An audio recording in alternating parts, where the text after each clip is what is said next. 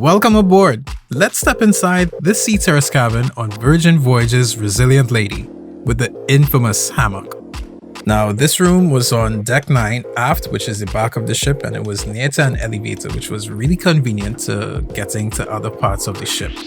Now, let's talk about how you access your room. So Virgin gives you a wristband, which is your key to enter your room. So all you do is you tap the wristband on the sensor to open your cabin door.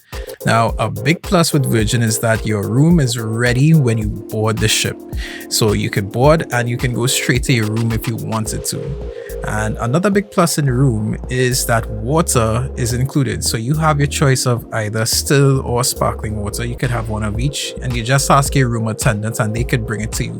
The room is spacious, and the bed could also have been converted to a couch, which is this piece that you see next to the bed. Now you have an extra chair and this full-length mirror, and right across from the mirror is the mini fridge, which is hidden, and of course a very comfortable queen-size bed. Now the bathroom. I think the bathroom was a decent sized bathroom for a cruise ship. It wasn't too small, and I think it had a sensible layout with a modern look. Now the shower, you had your shower gel, shampoo and conditioner. And the shower enclosure is a decent size as well. It was big enough that you could move around without feeling clustered. And of course, you get a large mirror and really good lighting. Now, for what I think is the highlight of this room, this balcony. I mean, just look at this view. This is the reason for booking this cabin, because you have your own private balcony with amazing views. So whether you're looking out at the endless ocean or one of the ports or the beautiful sunsets, and we saw some amazing sunsets right from this balcony. So having your own private balcony really makes the cruise experience special, and Virgin made this extra special with this hammock.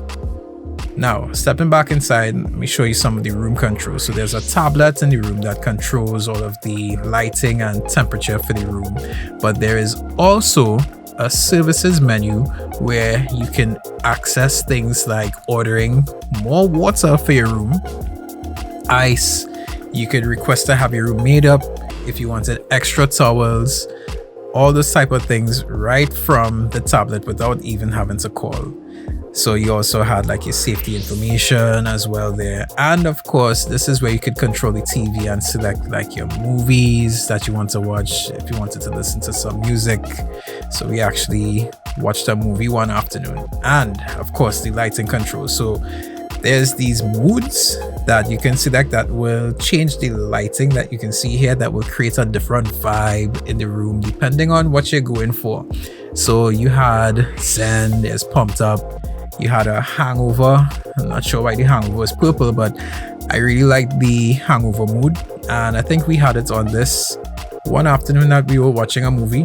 And I enjoyed this so much that when I came back home, that I decided to try to get this done in my living room.